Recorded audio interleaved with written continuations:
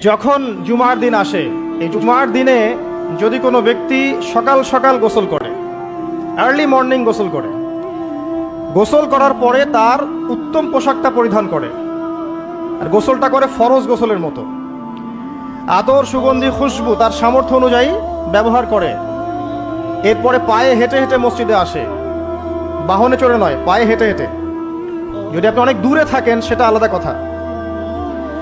এবং ইমামের কাছাকাছি বসে মসজিদে আসার পরে যতটুকু সম্ভব হয় সুন্নত পড়ে নিল, নফল পড়ে নিল, এরপর ইমামের কাছাকাছি এসে বসলো। ইমামের খুতবা শ্রবণ করে মনোযোগের সাথে।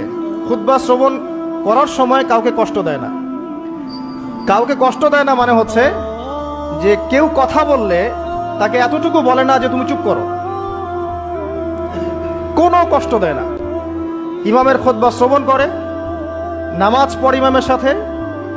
এই ব্যক্তির আমল নামায় নবী সাল্লাল্লাহু আলাইহি ওয়াসাল্লাম বলছেন যে প্রত্যেক পদক্ষেপের বিনিময়ে 1 বছরের নফল নামাজ আর 1 বছরের নফল রোজার নেকি লেখা হয়।